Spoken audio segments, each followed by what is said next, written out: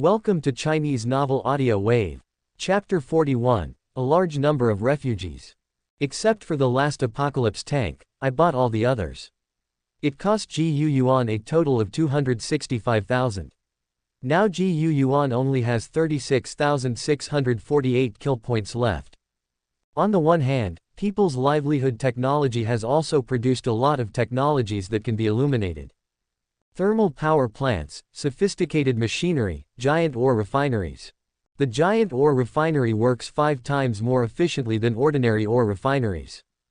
Thermal power plants, the brightly lit lights in Gu Yuan's country are not from power plants, but need to be replaced by batteries. With this, circuits can be laid on a large scale, and electricity will be used everywhere in the future. Exquisite machinery. With this worker, you can make more delicate and compact mechanical parts, and the error rate will be reduced by 50%. After conquering the Nord Kingdom, the army had to take a break, and at the same time send an expedition team to investigate minerals and other things throughout the Nord Kingdom. Originally, the oil reserves of the Kingdom of Nord and the Kingdom of Ross were not much. Even buying a large amount from the merchants of the Orc Empire can drive the current hundreds of cars. But this is not the solution. We can manufacture T-34, if there is no fuel, tanks or scrap iron. You must master your own oil fields. The merchants of the Orc Empire can sell a large amount of oil, which shows that there must be oil extracted in the Orc Empire. Want to go to war with the Orc Empire? Gu Yuan is now thinking about the decision. If oil was to be exploited, the Orc Empire would definitely not allow the troops of the Kingdom of Ross to enter the territory without authorization. Moreover, oil extraction is also a source of income for others. It seems that no matter what, there must be a fight. It's just that it can't be now, and we have to wait for a while. Now the army is short of personnel, weapons and equipment, all of which are insufficient. Not enough to start a war with a huge empire with a population of hundreds of millions like the Orc Empire. And there is also the Golden Lion Duke of the Gutongxi Empire. In this way, the potential targets of war in the future are two huge forces, and Gu Yuan has a bit of a headache. Do you want to learn from the German army in World War II and fight on 2 fronts? However, my domestic industrial level is far from the level of the German army in World War II, and the population is not as large as others. Germany in World War II had a population of more than 60,000. At the beginning of the Second World War, the total force of the German sea, land and air forces was 6 million. 1/10 of the mobilization rate, and now the total population of Ross is only over 3 million, and most of them are Nords. Ancient Genichi slapped his head and decided to expand the army. First recruit the Ross people, and then recruit soldiers from the Nord serfs and the poor. Although Gu Yuan knew that the Nord serfs and the poor would not recruit very good soldiers, there was no way. The Nords only had these serfs and the poor. The heart is for the Luosi people, and before that, Gu Yuan issued a decree to abolish the serfdom system, and divided the land equally between farmers and common people. Now if we talk about the support rate, only the low-level people among the Nords can support the King Gu Yuan. But this is enough, and among the 3 million Nords, serfs and poor people accounted for the vast majority. The recruitment conditions are stricter, and some good soldiers can also be recruited. Expand the army by 100,000, with 40,000 Ross and 60,000 Nords. Half a month later, a caravan composed of civilians from the city of Ross came to the former Nord territory, which now belongs to the mountain city of Lund in the Kingdom of Ross. Call. The leader of the caravan took a look at his team and heaved a sigh of relief. Fortunately, nothing happened. For some unknown reason, a large number of refugees have poured into the territory of Lost Kingdom, many of them are from Kizi and Lot. It must be because of the Orc Empire. The caravan leader glanced to the south, which was the direction of the Orc Empire. Although the Kingdom of Lot and the Kingdom of Kizi were separated, the leader of the caravan still felt palpitations. "Boss, what's the matter, Sai?" A Nord boy who worked in the caravan asked with a smile. "A lot of refugees have come here recently, probably from the Lot people and the Kizi people. I'm thinking that it should be because of the Orc Empire." The caravan leader sighed and said, "If the entire territory of the Kingdom of Loth and the Kingdom of Kizi is occupied by the Orc Empire, then the land of the Kingdom of Loth will be bordered by the Orc Empire. It's okay, Our army in the country of Ross is not vegetarian, we have His Majesty the King leading us, no one is our opponent. The Nord boy smiled, and he said confidently. Although it has only been less than a month since he joined the Kingdom of Ross, his life is getting better and better than before. A large part of the Nords, including this Nord boy, have already begun to call themselves Loth. When I saw those refugees, I thought of my grandpa. Back then, my grandpa came to this land by boat with the grandpa of His Majesty the King. They were also refugees, but they established the country of Ross. We are living a good life now under the leadership of His Majesty the King. What will happen to those refugees in the future? The caravan leader is a kind person, he said with some sorrow. This, we can only let them ask for their own blessings, who told them not to be from our country of Ross.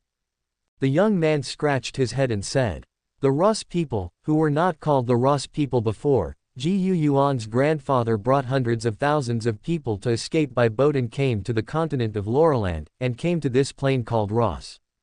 With black hair and dark eyes, they abandoned their previous surnames, forgot their previous identities, intermarried with local people, and passed on their families. In the end, Yuan's grandfather established the kingdom of Luosi and passed it down to Yuan's generation, so the current Yuan is called Yuan III by other kings. All the refugees come here. A squad of Luosi soldiers came to the gate of the city wearing military uniforms and carrying 98K on their backs. The squad leader frowned as he looked at the large number of refugees gathered at the door. He said, we won't give you free relief, but now we need a large number of workers to build roads and railways. They take care of food and housing, and give you money. Are you willing?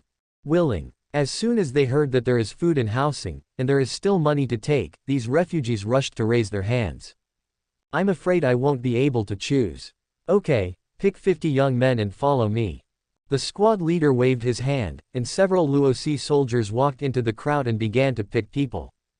Chapter 42 not only did not panic, but even chatted. Second update. P.S. The second update today. In the past half-month, tens of thousands of refugees have poured into the territory of Lost Kingdom, which has also affected the local order. Some of these refugees became robbers and robbed caravans in order to survive, while others wandered and begged everywhere. For these people, Yuan was also very troubled, and in the end he simply recruited them all as coolies. Anyway, when we need to build roads and railways, there is a shortage of people. As for those who have become robbers, they will all be wiped out. Sending out the newly recruited troops is all training. Facing the Ross army equipped with rifles and machine guns, it didn't take long for them to have few swords, and even the robbers who were still holding wooden sticks were basically wiped out. And because food and housing are in charge, money is taken, and Ross soldiers supervise and guard the order, many coolies work very hard, and the process of building roads and railways has also accelerated a lot. Ha ha ha ha ha. Das JB in the Wally Plain, accompanied by a burst of laughter, a string of unknown languages rang out. There are 3 knights galloping in front of them. And behind them, there are hundreds of orc cavalry chasing them. They opened their mouths full of fangs, with saliva flying in them, and their faces were hideous. Princess, you go first. I'll stop them for a while after I'm here. Rose City is ahead. As long as you can meet the army of Rose Kingdom, you will be safe. A trailing rider yelled at the man ahead, who slowed with a pull on the reins. Mant. The girl in the exquisite armor in front turned her head and shouted. His Royal Highness, lower your head. Another knight yelled suddenly, and the 2 immediately lowered their heads, and 2 arrows flew past their heads. Your Highness, Mant has no regrets as your guardian knight. The knight who was behind drew his sword and rode his horse and turned around sharply. The eyes under the helmet stared at the orc cavalry that was getting closer, and roared, come on, bastards. Quote question mark. Hash. %SIFH goo, I'm going to use his skull as a bowl. An orc wolf cavalry rushed forward, and the giant wolf under him opened its bloody mouth and bit towards the knight's war horse. And the scimitar in the orc's hand also slashed towards the knight. The knight raised his long sword, and the sharp long sword swayed away from the scimitar, piercing the orc's throat directly at a tricky angle.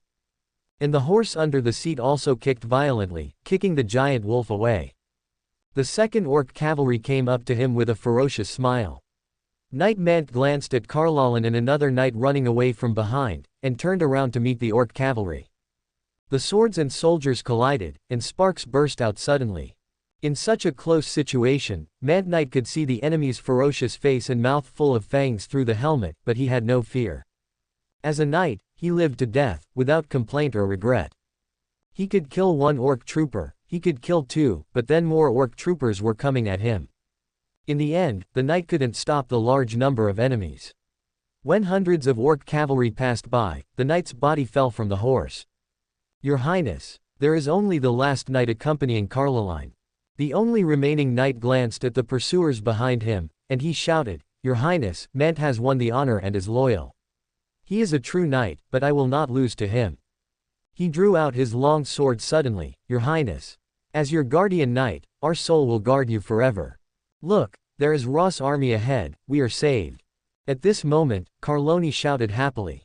I saw that in front, where it was no longer the grassland, a squad of Ross soldiers were resting. They are a group of bandit suppressing soldiers from the kingdom of Ross, and they have just wiped out a group of bandits. "What sound?" a soldier said alertly. "Sound of hooves, there are cavalry." The squad leader roared, "Warning! Only 10 people."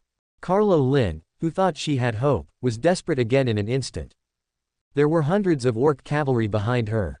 In front of the Luosi army, there is only one team with 10 people.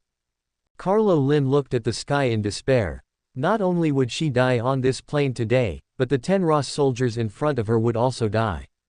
Maybe it was she who made the soldiers in front of her suffer. "Hurry up and run away, there are orc cavalry behind, you can escape one by one. Inform your king, tell him that the orc empire is coming." Carlo Lin rode to 10 Ross soldiers, she shouted anxiously. "Squad leader, look quickly, there are indeed a large number of cavalry over there." A soldier pointed forward and shouted, "My God, it's so ugly, it's an orc. These orcs are all so ugly. There must be hundreds of people, ha ha ha, hundreds of orc cavalry are coming to attack us, wipe them all out, we can gain a lot of military merit." A group of soldiers set up the rifles in their hands, all gearing up, eager to try. On the other hand, Carlallen couldn't believe her ears. What did she hear? Not only did the 10 Rose soldiers not run away, but they even attacked the orc cavalry. Did she hear correctly? They only have 10 infantry, but the enemy has hundreds of cavalry. Facing hundreds of orc cavalry, what's the use of 10 infantry? And are they holding long guns? It's too short. Carlo Lin looked at the 98K with the bayonet in the soldier's hand. How could such 10 soldiers block the terrifying impact of hundreds of orc cavalry? "Her Royal Highness, these Luosi soldiers and I should be able to block some time for you, you go." The knight next to him laughed, turned his horse's head, and raised his long sword in his hand. "Corman." Carlo Lin wanted to say something more, but Corman slammed his sword on Carlo Lin's horse. The horse let out a scream and galloped forward immediately. "Brother, which kingdom are you from?" Facing hundreds of orc cavalry, the squad leader personally held an MG-42 general-purpose machine gun. Not only was he not nervous at all, he was even in the mood to chat with the Coman knight next to him. This squad leader is a veteran who participated in the war on the Wali Plain, so he naturally knows the power of the MG-42 in his hand. But Coman thought that the soldier just wanted to chat with him to ease his fear of facing the enemy. Coman couldn't help but be in awe. Facing the imminent death calmly, these Ross soldiers are also doing a good job. Chapter 43, The Knight Who Doubts His Life, Third Update. P.S. The third update today. There are a few more bugs ahead. Ha ha ha ha, let me, Batuna, chop off their heads. Use their skulls as bowls. A group of orc cavalry roared their language, smiled ferociously, and the scimitar in their hands was shining coldly under the sunlight. It's near, it's near. Facing hundreds of charging orc cavalry, the sound of rumbling and shocking action rang in my ears. A drop of sweat dripped down from the forehead of the Coman knight's helmet. He held the long sword firmly in his armored hand, and took off the shield on his back with his left hand to protect it in front of him. Subscribe to Chinese Novel Audio Wave. He will definitely die today, but he has no regrets. As the guardian knight of Her Royal Highness Princess Carlallen, he knew that such a day would come sooner or later. This is a knight's loyalty to the guardian oath. Put them closer to 30 meters before hitting them, so that they can be completely wiped out. Otherwise, what if we scare them away? Clear. The squad leader held MG-42 between his arms and spoke slowly. The Common Knight on the side took a deep breath. He couldn't believe that the group of Ross soldiers who were about to die with him were still in the mood to joke at this moment. They didn't wear bows and arrows at all. How could they kill the enemy from a long distance? And the strange spears in their hands are also very short. Although they are very brave in the face of hundreds of orc cavalry, they probably won't be able to kill even a single orc once they come into contact with the enemy. Now I can only hope that he and these Ross soldiers will resist the enemy for a while, so that His Royal Highness Carlo can escape further. Ha ha ha ha ha. Suffer. From this distance, the squad leader could clearly see the ferocious smile of the orcs, their big mouths with fangs, and they were laughing wildly. Shooting. The squad leader gave an order. The Common Knight slammed his horse and charged. Glory is my life. He roared loudly, with the cold light of the long sword in his hand. He bravely faced the enemy without fear of death. Damn, is this knight mentally retarded? Pay attention to me, don't accidentally injure the friendly army. The squad leader cursed, picked up the MG-42 in his hand and opened fire. Chug chug chug chug. The familiar gunshot of MG-42 rang out, and the burst of fire instantly devoured more than 10 orc cavalry. In an instant, the orc cavalry on the opposite side were all turned on their backs. The Common Knight who was repeating was stunned and looked at the orc cavalry who died screaming and bleeding. He hesitated, stopped his horse, and put down the sword and shield in his hand. What happened? The Common Knight was wearing a full body of iron armor, with a flat helmet on his head, and his eyes looked around blankly through the gaps in the armor. Around him, the bullets showed the trajectory of the bullets. Countless bullets passed by him and shot into the body of the orcs. These orcs seemed to have hit an invisible wall and could not move an inch further. These humans are all magicians. Let's retreat. The orc cavalry in the rear screamed in panic, and the remaining orc cavalry began to rout. Want to run? Did you ask me about the machine gun in my hand? Give me a drive. The squad leader roared and immediately got into an armored vehicle next to him. Each team of bandits will have a car. And Coman watched those soldiers get on the armored vehicle, and became even more confused. What is this? Can they walk without horses pulling them? Then, to Coman, this giant steel beast let out a roar and started to move. Carlo Lynn was riding on the horse, 2 tears fell from the corners of her eyes, and her long red hair fluttered. Corman Knights, the nameless loath soldiers, I will remember you all. To her, these soldiers gave her the chance to escape with their lives, and she will remember them for the rest of her life. Although she doesn't even know their names. But the next moment, there was a loud noise from behind, and Carlo Lynn wiped away the tears from the corners of her eyes. After a while, everything returned to calm. Are they all dead? In order to protect my princess, all lost their lives. She didn't dare to turn her head, to see how Coman Knights and those soldiers died tragically under the knife of the orcs. Buzz buzz. The sound of the engine kept approaching Carlo Lynn. Your Highness. A yell sounded. Carlo Lynn didn't look back, she blamed herself very much. And now she actually had hallucinations and heard the voice of the dead Coman Knight. Your Highness, it's all right. Another cry was heard, but the voice was very bewildered, and the tone was full of shock. Miss, the pursuers have been dealt with. Do you want to see His Majesty the King? Then come with us, and we will take you to Ross City to meet His Majesty. The squad leader drove the car and yelled at Carlo Lynn. What? Did she hear correctly? All the pursuers have been dealt with.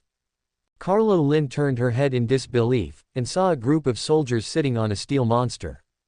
This steel monster is very strange, there is no horse to pull, no hands and feet, only wheels.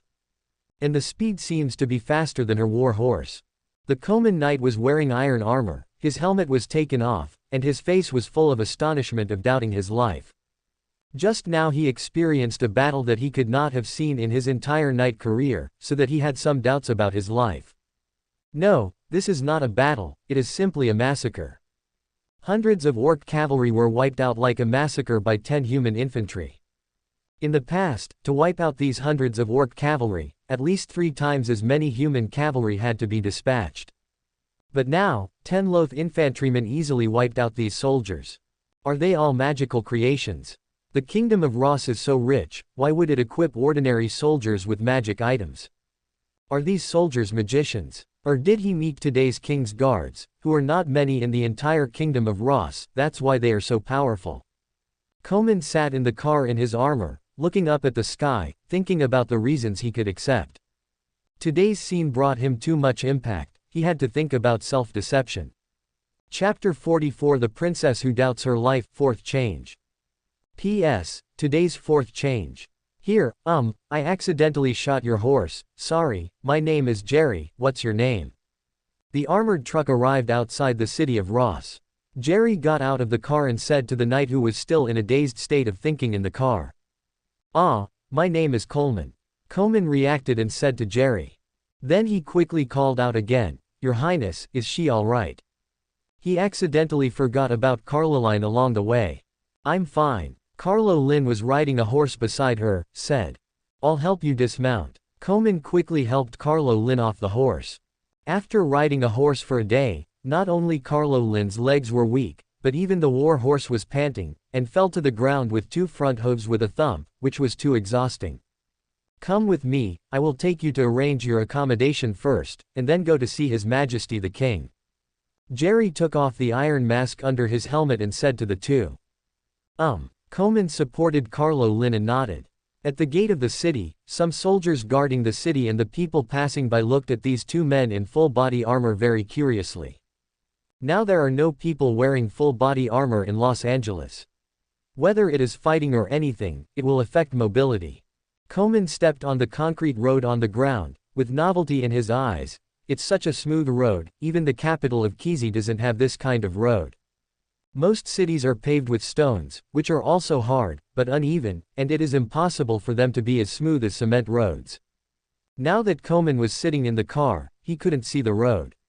Now that he got out of the car, he discovered the magic of the concrete road. It is extremely flat and hard, without even a single gap, which makes Carlolin and Komen feel very amazing. And looking around, such a road wins for several miles, and there is no end in sight. Let's go into the city and take you to arrange it. Jerry and several soldiers led Komen and Carlolin to the city. It was just afternoon, and the sun was still shining high in the sky. Barbecue, Teppanyaki barbecue. Komen and Carloni followed Jerry through the street. Both of them stared at the peddler named Selling, and asked about the strange fragrance. They felt that their saliva was about to flow down. But none of them spoke. One was a noble princess, the other was a knight, both of the noble class, and now that they were guests, it was difficult to speak. Although they were all starving to death, they still maintained a certain degree of politeness and did not take the initiative to speak. So they can only look for other things that catch their eyes.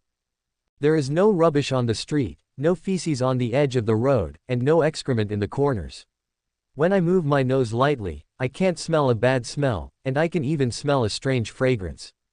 This extremely clean city can also reflect the strength of the Lost Kingdom, Carlo Lin thought in her heart. This is probably only the king of the Gutongsi Alliance Empire can compare with it. Damn, I can smell that barbecue aroma again. The two held on and followed Jerry through one street after another. Your Highness, look, is that an electric light? Komen pointed to the light bulbs and other things hanging all over the street, and said in surprise.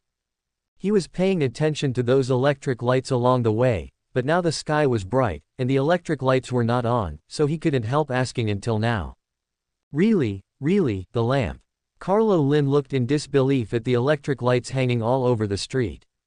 She bought this kind of electric light last month, and it was very expensive. One was sold for 900 gold coins, and there were supporting battery power and other items. This kind of thing has just appeared. In the former Kizi kingdom, only the nobles could have it. I didn't expect that it can be seen everywhere in Los Angeles now. And seeing that the people were not surprised at all, they were obviously used to it. Especially Carlo Lin, she followed her father to the city of Ross a few years ago. At that time, Ross City was no different from other cities ruled by nobles. Although it was the capital, the streets were dirty, chaotic, and poor.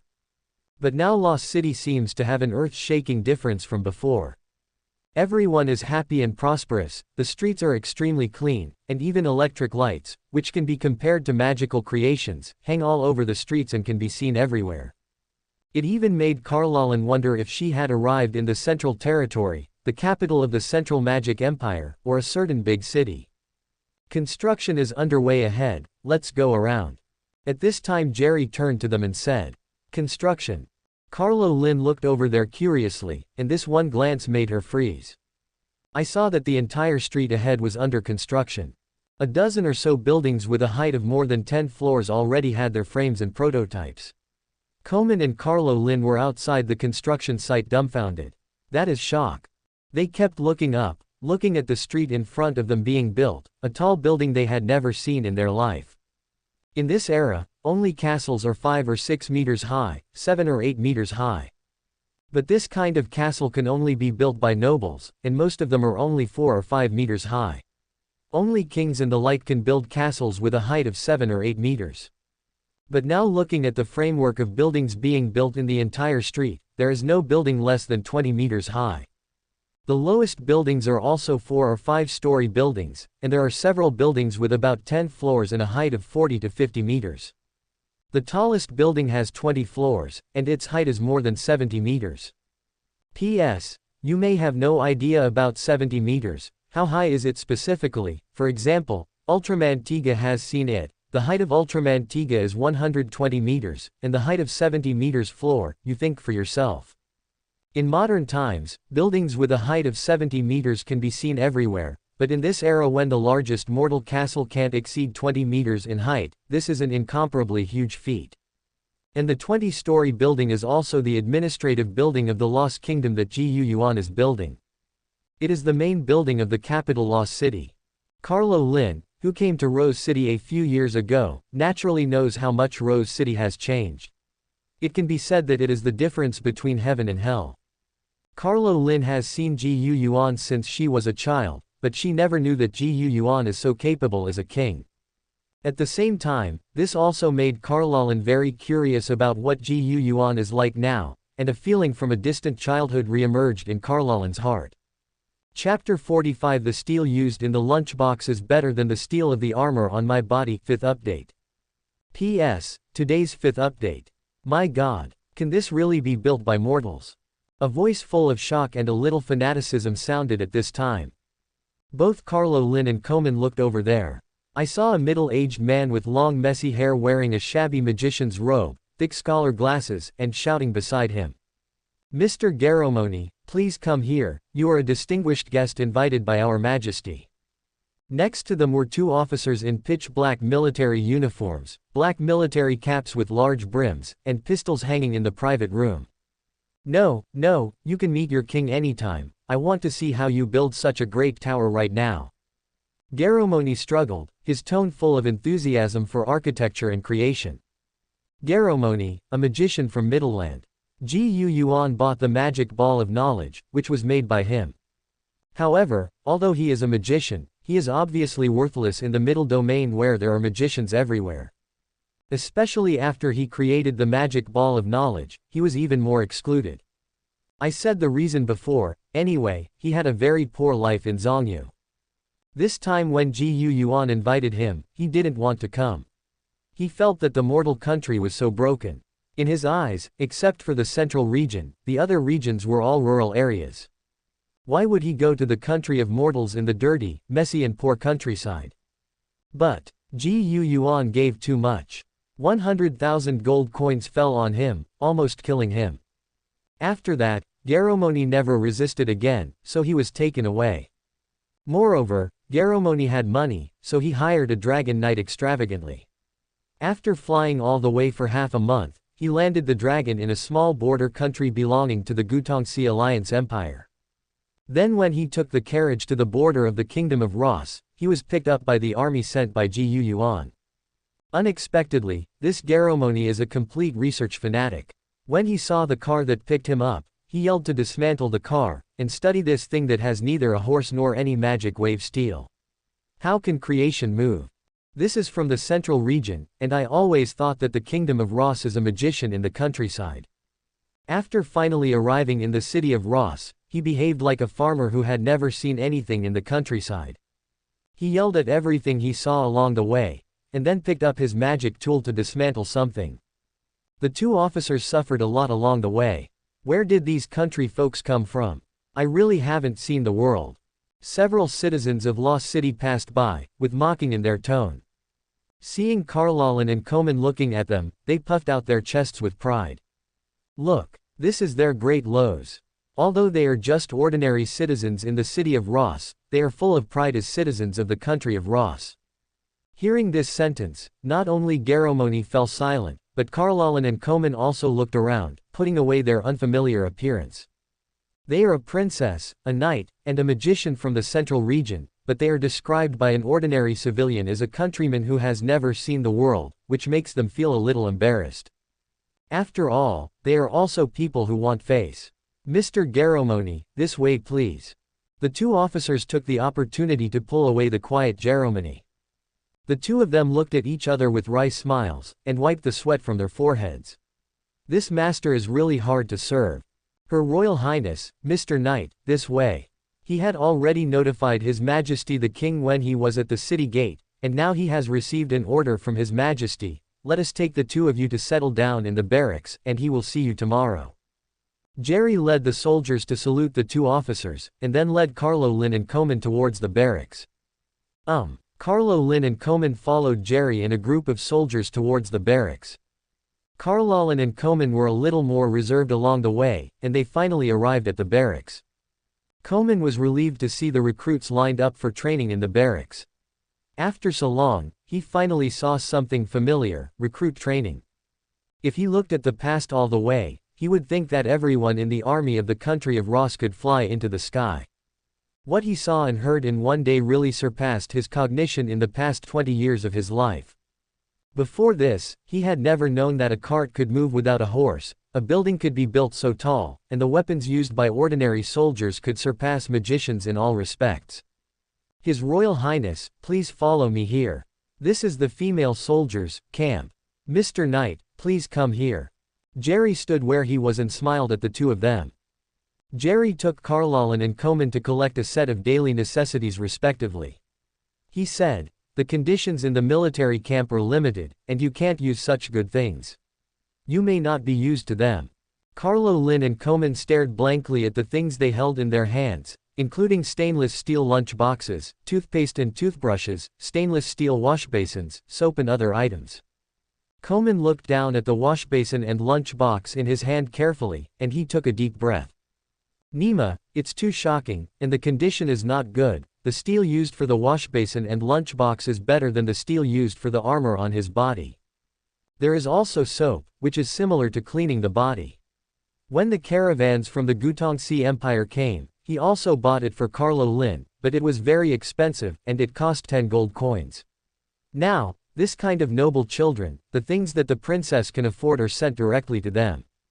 What kind of world is this? Even if he is a knight, the plates and bowls he uses for eating are all made of wood. How can something as precious as steel be used to make bowls and washbasins?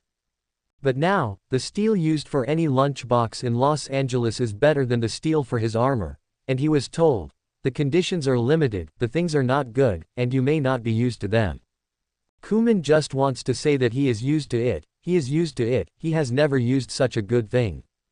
Thinking of this, Komen suddenly thought, this kind of good thing is not given to them because of his and the princess's identities, right? Chapter 46 The Combination of Technology and Magic. 6th Update. P.S. Today's 6th update. Let's do this for today's update. The author still has some things to deal with, please forgive me, readers. P.S. This book is also 100,000 words long, and 120,000 words are on the shelves, and it will be on the shelves soon. Just in the next 2 or 3 days, the author will explode more than 20,000 words on the day it goes on the shelves. Please support me, readers.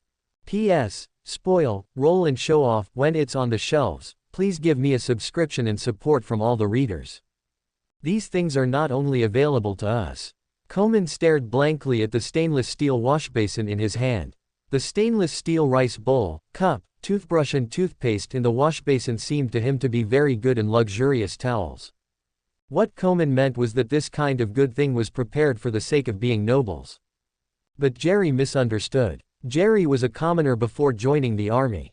He didn't know what kind of life the nobles lived. He heard what Komen said and thought that Komen thought these things were bad.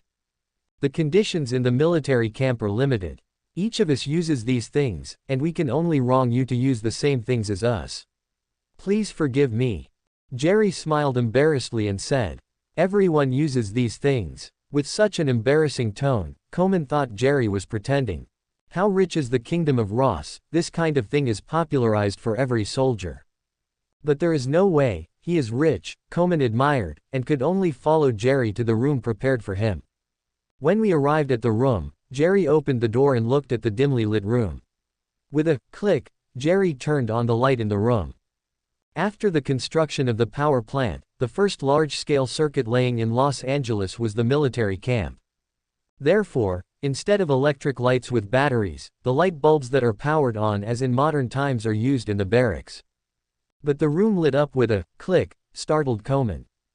But after reflecting, Komen also looked at the room. There are 11 beds, 10 of which are bunk beds, and one separate bed. Jerry smiled embarrassedly. Because of the recent recruitment of a large number of recruits, the housing in the barracks is really tight, so you can only live with our squad of soldiers. I understand that I am a knight and a soldier. I don't know where to choose. The Orc Empire is coming.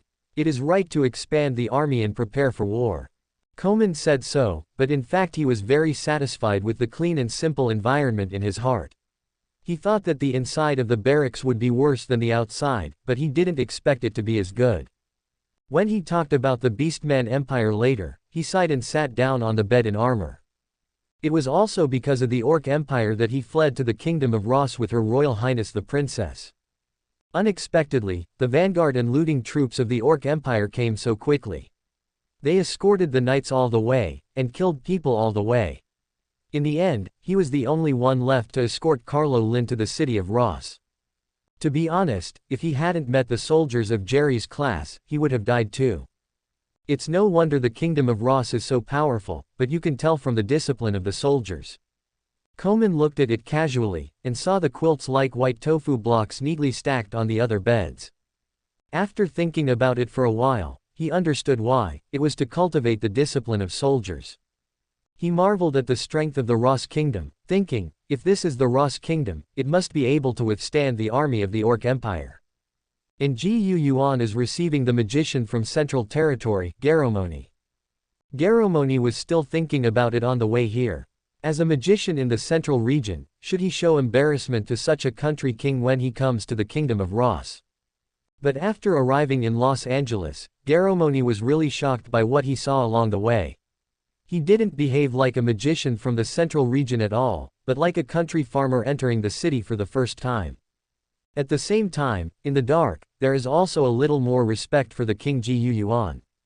Mr. Garomoni. Yuan sat on the first seat. A curtain blocked the gap between him and Garomoni. A young but magnetic voice sounded. Your Majesty the King. Garomoni politely performed an ancient aristocratic salute to Yuan behind the curtain. How many knowledge magic balls can you make in a month? Yuan asked straight to the point. Your Majesty, in 1 month, if there are enough materials, I can make 30 magic balls of knowledge. Garomoni answered honestly. 30, 1 per day on average. Yuan thought, although a little less, it's better than nothing. Moreover, he now has a group of top tank craftsmen, and the outflow of these magic balls is very large. Every month, he can have 30 more craftsmen with the same top knowledge. He said, well, I will do my best to provide you with money. If you lack any materials, just buy them. Don't think about saving money. Thank you, Your Majesty. Garomoni was overjoyed and moved in his heart. He studied magic engineering and knowledge magic balls, which made him excluded by many magicians in the Central region, and many magicians labeled him evil. And Yuan is the first person in his life who can strongly support his research. So Garomoni was very moved and made up his mind to work hard for Yuan. By the way, Mr. Garomoni, can the magic ball of knowledge replicate magic knowledge? The question that Yuan thought of is very important. If magic knowledge can be copied, then Ji Yuan can arm a large number of magic special forces. Okay, but, Garomoni thought for a while and said. But what? Ji Yuan was delighted by this answer, and he asked hastily. However, there is very little magic knowledge copied, and it can only create a group of people with low magic attainments. Moreover, once the knowledge magic ball is used, it is impossible to improve the magic path in the future, crowding out. Garomoni said with some bitterness. That's enough. There was a gleam of joy in Ji Yuan's heart. He doesn't need the army to have high magical attainments, nor does he want them to become magicians. What Ji Yuan wants is a combination of large-scale technology and magic. Chapter 47, The Fierce Childhood Sweetheart vs. the Flat-Headed Lolita. First update. P.S. Today's first update, the book will be on the shelves in 2 days, and I hope you readers will support me a lot. Your Majesty, there is great news. After Garomoni retreated, Stevens walked up to Ji Yuan and whispered, Lot X is dead. Lot X is dead. Ji Yuan looked at Stevens in surprise. Lot X, the king of the Lot Kingdom, also formed a coalition with the Nord army before and fought the Battle of Wally Plain with him. After Lot X lost the war with us, he returned to the Lot Kingdom, but not long after, the Kizi Kingdom was occupied by the Orc Empire, and then the vanguard of the Orc Empire attacked the Lot Kingdom. We have just received according to the news, Lot IX was defeated by the army of the Orc Empire, and he himself died in battle. Stevens said to Ji Yuan. The kingdom of Lot borders us. The defeat of the kingdom of Lot is certain, but if they are defeated, then we will directly face the vanguard of the Orc Empire. How many people are there in the vanguard of the Orc Empire? Ji Yuan thought for a moment, then asked. According to intelligence, the vanguard of the Orc Empire has 100,000 people, but among them there are 1,000 Orc Griffin Knights. Although they are not as powerful as the Dragon Knights, they are flying in the sky. The ordinary human army will face a massacre. Stevens said. In that case, let's help the Lot Kingdom, which is also a human being.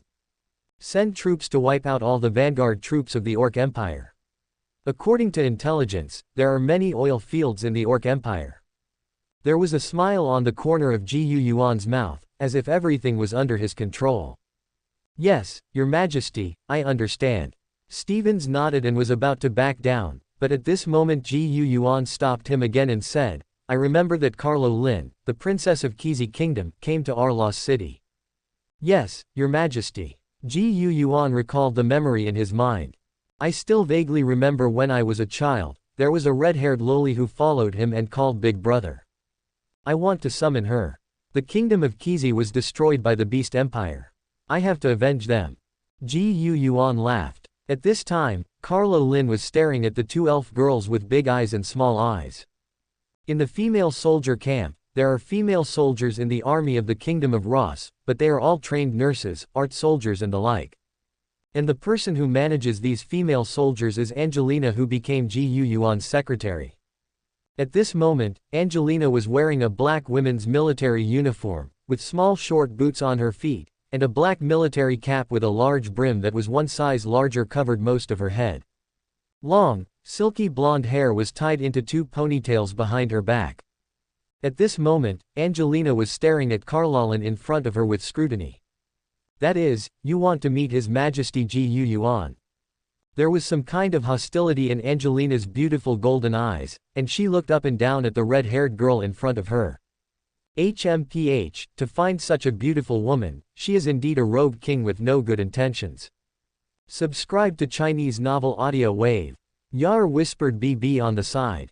It's me. Carlolin looked at Angelina, who was standing in front of her inexplicably, with doubts in her eyes. But when she heard Yar's voice next to her, she seemed to understand something. Looking at the 2 beautiful elf girls in front of her, Carlolin knew what the elf girl in front of her, who was obviously the master, was thinking. It was obvious that this elf girl fell in love with Ji Yuan, and since she was so beautiful, she wanted to see Ji Yuan, so instinctively, this elf girl was hostile to her. After thinking about this matter, Carlo Lin propped her waist with her left hand, and her right hand brushed her smooth long hair. The long red hair fluttered in the wind. The very uneven figure was vividly displayed, and the beautiful and delicate face, there was a smile on the face. You like Ji Yuan big brother, don't you? Carlo Lin spoke bluntly. Ah, what are you talking about? Angelina's small face was instantly reddened by people's speculation. She stammered and spoke in a panic. Ji Yuan big brother and I have known each other since childhood. Get out of the way, Ji Yuan big brother summoned me. Carlo Lin moved a pair of slender legs, and proudly walked past Angelina. The two of them had such a wrong body, and it was only at this time that Angelina realized that Carlo Lin was more than a head taller than her. And it was so close, Angelina could see clearly Carlo Lin's proud capital. What a strong capital! Angelina felt that her eyes were going to be dazzled by the abundant capital. Glancing at her petite and flat figure with moist eyes, she felt her body go limp, and she fell into Yar's arms, her white and slender hands dangling, and she was still muttering, "It turned out to be a childhood sweetheart, more than me it's much bigger." Compared with the petite Angelina, Carlo Lin is the imaginary hot female general. Slightly. Yar supported Angelina, and stuck out her tongue at Carlo Lin, who walked away. The farther away she was from Angelina, the closer Carlo Lin was to the castle where Ji Yuan lived temporarily. At the same time, Carlo Lin's heart became heavier. For such a long time no see Ji Yuan, Carlo Lin actually has no idea. Ji Yuan, will you send troops to help her? The instruction given to her by her father is to let her escape here with the help of Ji Yuan's army, not to fight against the Orc Empire. It is best to escape to the central region. But now that she has seen the greatness of Lost City and the strength of Ji Yuan's army, a thought couldn't be suppressed and came out. If she can get Ji Yuan's help, maybe she can recover her country. Chapter 48 Ji Yuan, I was really forced. Second update. P.S. It will be on the shelf soon. The author has to save some manuscripts, and when it is on the shelf, it will burst out in one breath so that readers can enjoy it. The author guarantees that it will still be updated 7 times a day after it is put on the shelf, and please support the readers. Carlo Lin was standing in front of Ji Yuan's room. The two kings' personal guards standing guard at the door glanced at Carlo Lin and said to her, "Please wait a moment." After a while, the guard said again, "You can go in, His Majesty is waiting for you inside." Carlo Lin took a deep breath and looked at the door opened by the guard. She could see the handsome young man in the dark military uniform working at a conference table in the room. Carlo Lin became even more nervous. She walked into the room with her slender legs. The guard closed the door. Carlo Lin stood in the room and looked at the handsome young man sitting behind the desk. "Sit." Ji Yuan raised his head, looked at the red-haired girl who came in, and nodded at her. "His Majesty." Carlo Lin looked at the handsome Ji Yuan in front of her, and every move she made exuded the power of a superior. This reminded her of her father. No, even her father did not have the majesty of Ji Yuan in front of her. "I haven't seen you for a few years. I didn't expect you to change so much. It seems that my sister Carlo Lin is also a big beauty now." Ji Yuan stood up and stretched casually. He walked up to Carlo Lin and looked at her teasingly. "Honorable King of Loss." Carlo Lin faced Ji Yuan. She just made a gesture of salute, but was stopped by Ji Yuan. "You don't need to be so polite in front of me. Personally, I value friendship very much." Carlo Lin. Ji Yuan pulled a chair over, pressed Carlo Lin's shoulders with both hands, and said.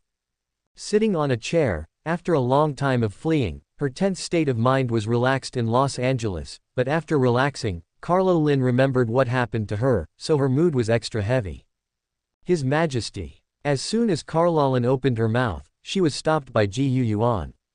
Ji Yuan smiled at her. "Do you remember what you called me when you were young? Now that there is no one around, you can still call me like you did when you were young." Ji Yuan looked at the beautiful red-haired girl in front of him, and recalled the distant childhood memories in his mind. Although he traveled through time, these memories also brought him some happiness in the heavy government affairs. So this sentence, Ji Yuan is sincere. But Carloni was silent. She has nothing left. Chi-Si Kingdom, his own father, guards the knights. With nothing left, what qualifications does she have to negotiate with Ji Yuan, the king who is at the peak of the Luo's kingdom? Just by some fake childhood friendships? No, Carlolin thinks that as long as he is a qualified king, he will not be bound by these things. let alone that he is facing Ji Yuan, a king who has surpassed all the surrounding kings and is unprecedented in Los Angeles. So, Carlo Lin gritted her teeth tightly. The price she can pay, the biggest capital she has at the moment, is. Slender fingers caressed her chest. Carlo Lin was ready. Ji Yuan standing in front of Carlo Lin didn't think much about it. He just said these words to Carlo Lin out of some sincerity, but Ji Yuan didn't expect that Carlo Lin in front of him had misunderstood. Carlo Lin thought that Ji Yuan deliberately did not mention state affairs, but only mentioned childhood friendship, because Ji Yuan hoped that state affairs should be state affairs, and friendship should be friendship, and the two should not be confused. As a bargaining chip, you can't use those false childhood friendships without any real benefits to talk about things. Carlo Lin thought that Ji Yuan deliberately seemed to be close to her because of this, and wanted to beat her, hoping that she would show some real material benefits. But the conscience of heaven and earth, if Ji Yuan wants to know that Carlo Lin thinks this way, then he will definitely cry out for being wronged. He really didn't think about it that way. I can only blame Carlo Lin for thinking too much. Ji Yuan was about to say something to reminisce about the old days, but he didn't expect Carlo Lin to stand up directly, which startled Ji Genichi. Your Majesty, I have nothing left. Qixi Kingdom, territory, army, knights, everything is gone. Carlo Lin looked directly at Ji Yuan. I know, Carloni, what are you talking about? Ji Yuan asked suspiciously. But I still have one very precious thing, which I have kept for 18 years. Carlo Lin thought that Ji Yuan was still playing dumb. She clenched her silver teeth and put her hands on her chest. Ji Genichi was stunned, feeling bad in his heart. Did the little girl in front of him misunderstand him? Carlo Lin, have you misunderstood? Ji Yuan spoke in a hurry, but before he finished speaking, his eyes widened suddenly. Seeing Carlo Lin in front of her, she took off her clothes directly. Then he cupped Ji Yuan's face with both hands without any explanation, and kissed it. Even a man couldn't help raising his gun before the battle, but Ji Yuan couldn't. Just follow in a daze. In the room, the garden is full of spring scenery. Ji Yuan is innocent, well, he was forced. After the wind and rain, Ji Yuan let out a long sigh. What do you call this? The conscience of heaven and earth. He really didn't have such an idea before. Your Majesty, in this case, can you send troops to help me? On the big sofa in the room, Carlo Lin was lying in Ji Yuan's arms, talking while still blushing. Carlo Lin, I never said I wouldn't help you. Ji Yuan felt very headache. He rubbed his temples. Before that, a trace of astonishment appeared on Carlo Lin's beautiful face. I really want to catch up with you and chat. After all, we haven't seen each other for many years. Ji Yuan said innocently. Yes, I misunderstood. Carlo Lin's face instantly turned as blushing as a ripe apple. God, Ji Yuan didn't have such an idea at all, so all the previous guesses about Ji Yuan's thoughts were all her own wild imagination. What to do? But a broken mirror cannot be made round again, and a thin paper that has been punctured cannot be restored. Don't worry, since this has happened, I will take responsibility. Ji Yuan patted Carlo Lin's fragrant shoulder and said. Chapter 49 The Number of Terrifying Enemies 3rd. P.S. Today's third update is about to go on the shelf. The author has to save some manuscripts. When it goes on the shelf, it will burst out in one breath, so that readers can enjoy it. The author promises that it will still be updated 7 times a day after it is on the shelf. Thank you so much for your support. In the next few days, Carlo Lin didn't know whether it was because of shame or what, she always avoided Ji Yuan. Faced with such a situation, Ji Yuan can only scratch his head. He is very innocent. However, he still has a large number of government affairs to deal with, and at the same time he is recruiting a group of troops to prepare for the upcoming war. Before that, Ji Yuan expanded his army to 100,000 people. But Ji Yuan has ordered that the industrial machines be fully activated, and weapons and equipment are being produced continuously. Our current frontal enemy is the Orc Empire. The Orc Empire's vanguard troops have about 100,000 people, and their follow-up troops, as well as the troops that have not been mobilized in their empire, are conservatively estimated to be more than 2.5 million people. And we also have a potential enemy, the Duke of the Golden Lion. At the military meeting, all officers above the regiment level were present, and Ji Yuan sat at the top and listened to Rodi's report. These officers are basically all knights who were loyal to Ji Yuan in the former kingdom of Ross. Some of the knights were made into officers by Ji Yuan, while the other part formed a smaller special force. Now Ji Yuan has 60 regiments of troops, that is, a total of 120,000 troops, but most of them are recruits who have just been trained for less than a month. Is the Duke of Golden Lion a big threat to us? Ji Yuan asked in a deep voice. The threat is not small. Although they are cold-armed troops, the Gutongxi Alliance Empire is approaching the end, and the Duke of Golden Lion is a high-ranking person among them. He has a group of full-fledged magician legions and flying dragon knights. There are 300,000 troops directly under the Duke of Golden Lion, and there are 23 member states of the Gutongxi Alliance Empire affiliated to the Duke of Golden Lion. If the Duke of Golden Lion recruits with all his strength, he should be able to raise an army of no less than 2 million people, and all of them are regular elites. Rodi's reported. In this way, the total strength of our frontal enemies and potential enemies is close to 5 million. Ji Yuan thought about it.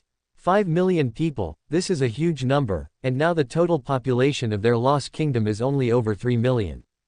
Yes, Your Majesty, but we don't have to worry about the enemy uniting. The Orc Empire is incompatible with any human kingdom.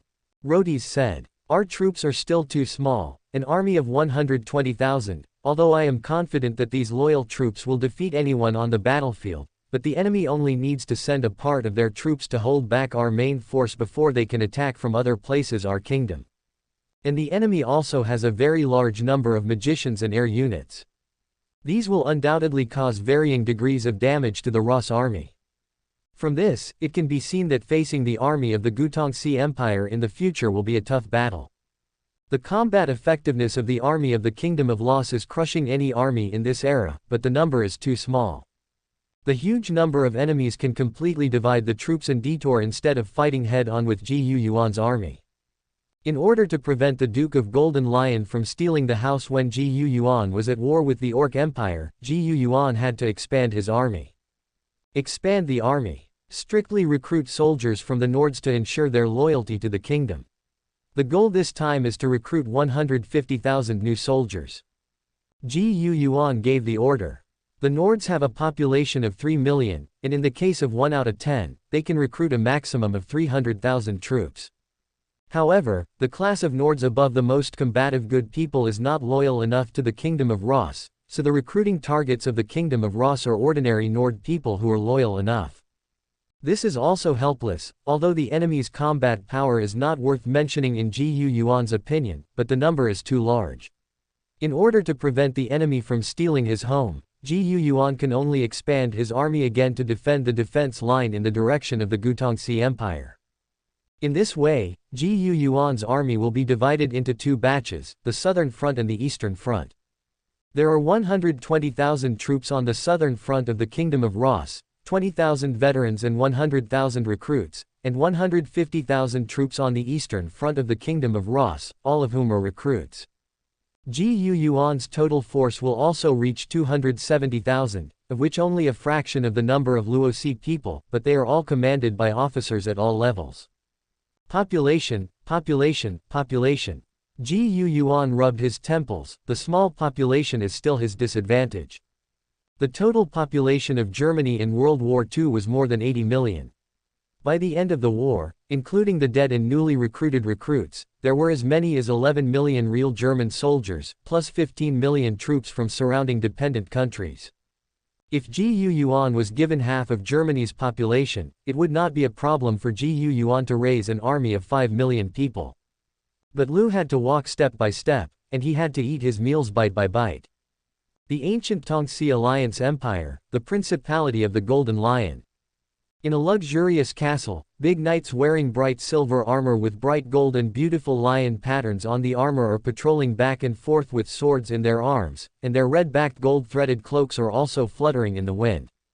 In the middle of the castle, a middle-aged man with a stalwart figure, sideburns and golden beard connected together, and golden hair on his head as wild as a real lion was sitting at the dining table. He looked at his family members who were dining with profound. He looked at a great knight next to him, and asked, "Is Sir Lucia not back yet?" "Go back to the Duke, not yet." The big knight replied respectfully. "Lucia has been gone for 3 months, is it so difficult to let her bring back the king of a small country?" There was some impatience in the tone of the Duke of Golden Lion, he said. He didn't expect that the first time Lucia was asked to go on a mission, it took Lucia 3 months to return. Bring back the kings of small countries who are about to destroy the country, let them be under their own control and become their own puppets, and then send some troops to restore these small countries. Usually, after the restoration of the country, the kings of these small countries will gradually increase their national strength because of his support. For the Duke of the Golden Lion, having one more vassal state can also increase his strength by 1 point. Sir Lucia must have been delayed on the road. After all, the kingdom of Ross is far away from our principality of the Golden Lion. The great knight thought for a while, and defended Lucia. The kingdom of Ross is next to the sea. Apart from the kingdom of Ross, only the Beastman Empire is close to the sea. We can't go to sea from the Beastman Empire, we can only take the kingdom of Ross, but now Lucia has even done such a small thing like this for a long time. You don't have to defend Lucia. If Lucia doesn't come back in another month, it will be regarded as a failure of her mission, and I will personally send troops to take the surrounding areas of the kingdom of Ross. Obviously, the area of the kingdom of Ross is very important to the Duke of Golden Lion for some reason because it is close to the sea. This is related to the success of his always great plan. Chapter 50 Expedition. Attack the Orcs. 4th more. P.S. Today's 4th update is about to go on the shelf. The author has to save some manuscripts, and when it goes on the shelf, it will explode in one breath so that readers can enjoy it. The author promises that after it is on the shelf, it will still be updated 7 times a day. Thank you so much for your support. The kingdom of Ross is near the sea, I must get this area near the sea. The Duke of Golden Lion's eyes were deep and shone with some kind of light. The great knight beside him dared not speak, because he still couldn't figure out what the Duke of Golden Lion was thinking. The Duke of Golden Lion touched his chest with his right hand, and there was a map here. This is a sea map. It is said that when the ancient demons were defeated and expelled by the human ancestors, they hid all their treasures in the vast ocean. But the Golden Lion Duke has such a sea area map. The Duke of Golden Lion covets the legendary ancient demon's treasure, but he can't be in a hurry. If he is very anxious to take down a kingdom of Ross that outsiders see as little benefit, maybe his intentions will be misunderstood by other dukes, and even the royal family of the Gutongxi Empire noticed it. This is very unfavorable to him, so the Duke of Golden Lion did not adopt a radical strategy at the beginning, but chose his own approach in the past, wanting to quietly take down the kingdom of Ross, but Ruthia did not return in March, which undoubtedly made Jin the Lion Duke couldn't wait any longer. So the Duke of Golden Lion decided to wait another month. If there is no news from Lucia, he will directly send troops to the kingdom of Ross regardless. Anyway, it is a small country, and it will be destroyed if it is destroyed. What he cares about is the seaside ports that go to sea.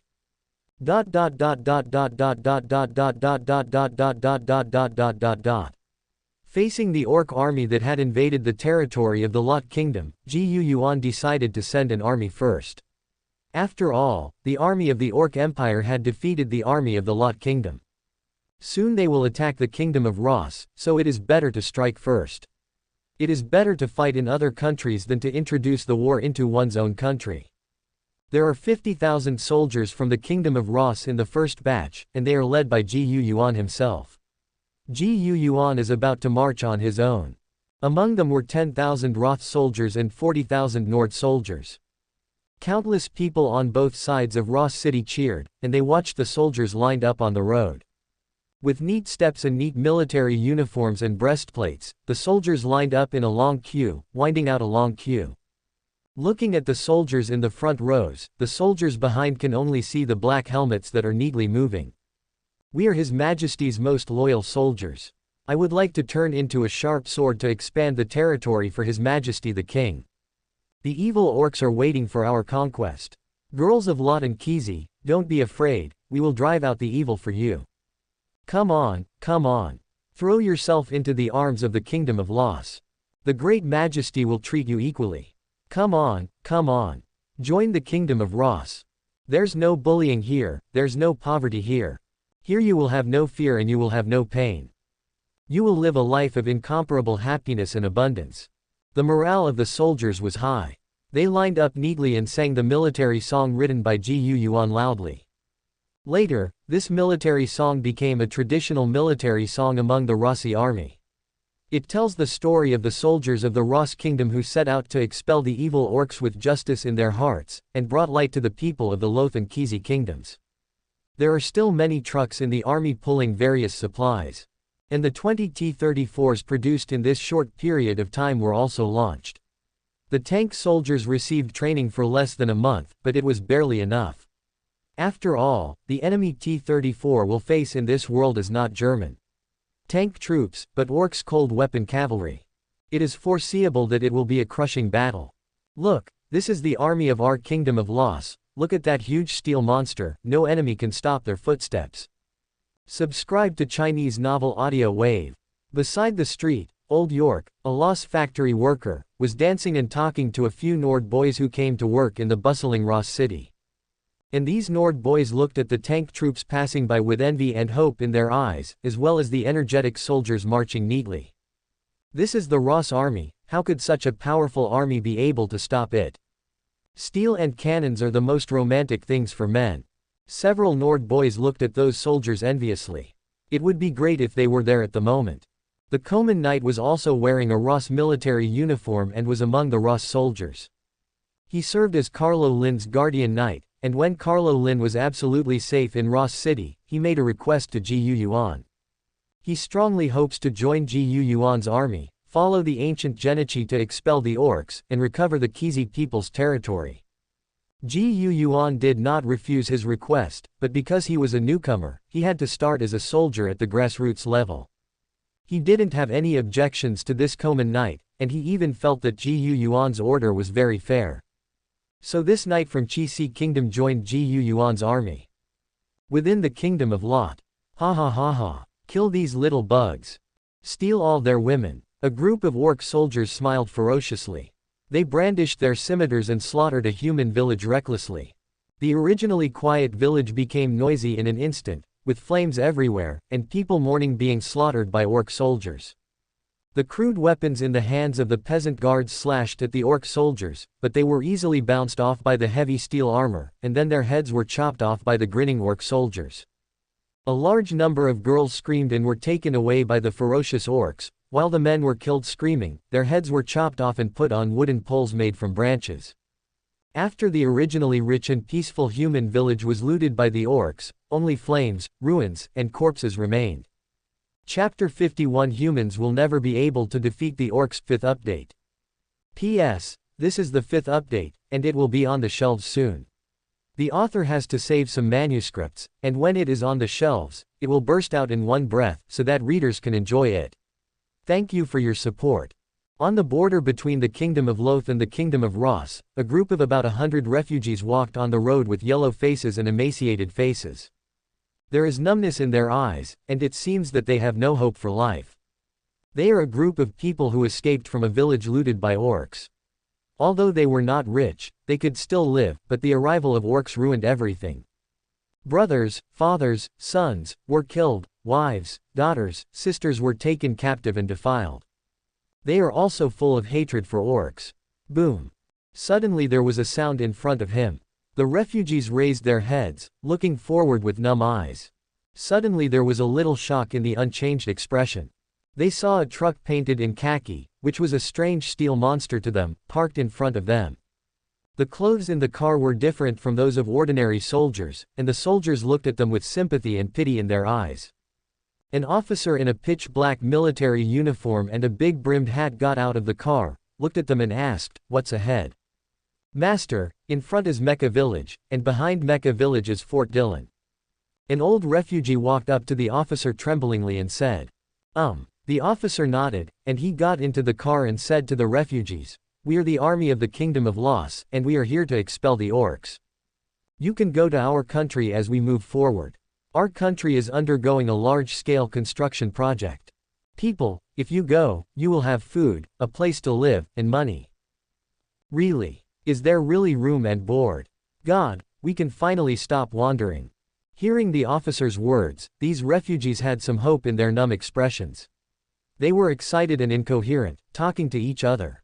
Well, drive. The officer nodded, and the truck continued to drive away. They don't care if the officer is deceiving them or not, but because of the officer's words, they have the motivation to live again. So they moved on, hoping that they could reach the kingdom of Ross before starving to death. Just after they continued to move forward, suddenly an army came towards them. They dress the same, they are uniform. Looking around, you can only see the densely packed steel helmets moving neatly in the winding queue. We will bring you salvation, bring redemption. Come on, come to the kingdom of Ross.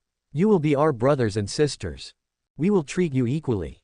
The soldiers with high morale sang military songs loudly during the march, and they passed the group of refugees neatly. A well-meaning military officer came to the group of refugees on horseback. The refugees had fear in their eyes and didn't know what the military master wanted to do. But when the officer handed them a belt of food, these miserable peasants could no longer hold on, and all broke down and cried. Vent the suffering that has been suffered during this time. Soldiers marching one after another, galloping steel giants pulled war weapons that they had never seen before, but they were so big that they were frightened, they kept passing by them. This scene undoubtedly stimulated all the suffering people of the kingdom of Lot and the refugees of the kingdom of Kizi who were suffering along the way. They heard the military songs sung by the soldiers with high morale, and some of them also sang along. Go to the kingdom of Ross. There is no suffering, there is no pain. They will drive out the orcs. We will not go hungry, we will live a life of abundance and happiness. We shall be led to happiness under the leadership of the great king of Loth. When the army of the kingdom of Ross passed by, countless refugees sang the military song of the Ross army. Some of them raised their arms and shouted, leading the serfs, farmers, and civilians who lost their homes and suffered because of the orcs. To the kingdom of Los. For a time, the kingdom of Luosi became the pure land in the hearts of countless Luo people and Kizi people.